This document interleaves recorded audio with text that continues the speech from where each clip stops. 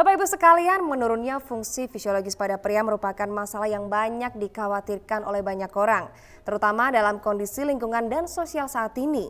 Tujuan dari seminar ini adalah untuk memberikan Anda informasi dan saran dari para ahli dan juga untuk membantu Anda lebih memahami penyebab, akibat, serta menemukan solusi yang paling tepat untuk menyelesaikannya.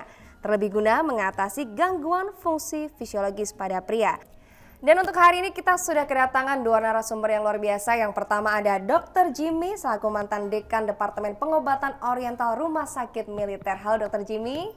Iya, kabar baik Mbak Titi. Oke, baik, dan selanjutnya adalah aktor Indonesia, pemain FTV dan juga sinetron yang luar biasa. Ada Bapak Kris Anjar. Halo, apa kabar Mas Kris? Atau Mas Anjar saya panggilnya? Mas aja, alhamdulillah baik. Mas Anjar, oke, baik dokter. Dan ini dokter, gangguan fungsi fisiologis ini sebenarnya memiliki gejala seperti apa dan ini bagaimana pengaruhnya terhadap pria? Iya, jadi faktanya sekarang ini adalah keadaan gangguan fungsi fisiologis pada pria memiliki manifestasi dan bisa dibilang sangat kaya dan bervariasi.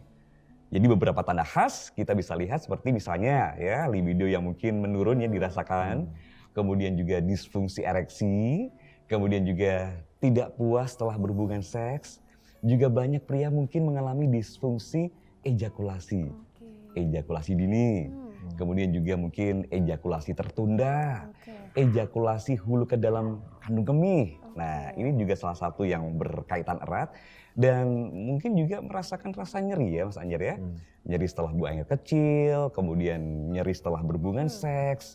Dan setelah itu kita juga harus melihat manifestasi langsung yang dikenali melalui hubungan seksual.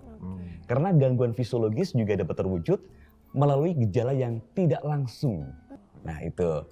Tapi di Indonesia saya malah belum banyak menemukan yang memproduksi dengan kandungan seperti ini ya. Jadi saya belum banyak melihat produk yang mengaplikasikan ramuan obat ini.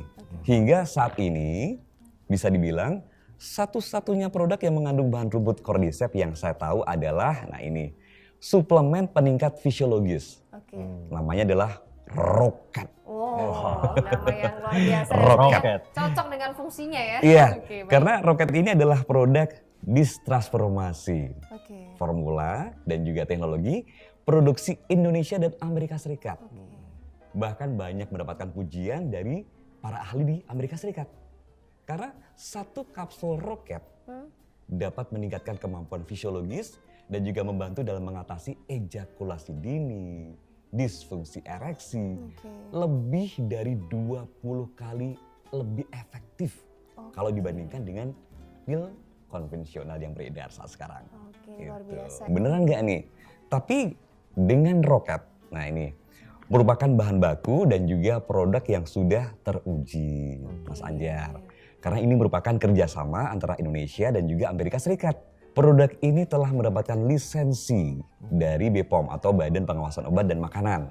Sehingga Mas Anjar dan juga para pria yang lain dapat menggunakannya dengan tenang dan akan meningkatkan fungsi fisiologis. Nah ini. Jadi memang aman ya dok? Iya aman. Jadi yang sejauh saya tahu meskipun Roket ini adalah produk yang diproduksi dengan teknologi modern.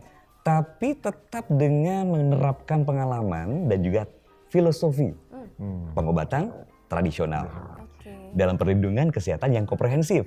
Nah, kombinasi ini yang terampil dari faktor-faktor yang mungkin dipengaruhi juga oleh faktor nutrisi yang efektif. Jadi akan sangat terkait. Mengapa saya mengatakan seperti itu? Karena selain bahan utama tadi ya, rumput cordyceps, Roket juga merupakan kompleks jenius dari 14 jamu. Luar biasa. 14 jamu. Kandungannya nggak main-main ya. Ada Chaubatri, kemudian ada Choubakich, ada juga Bach Tatley, ada juga Black Velvet. Nah, bahan utama Roket adalah ekstrak cordycepin yang ditemukan dalam cordyceps, yang merupakan tanaman cukup langka di daerah Tibet.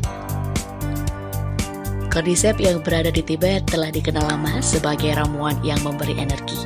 Hingga sekarang masih dianggap sebagai kado panjang umur yang bermakna baik untuk kesehatan tubuh.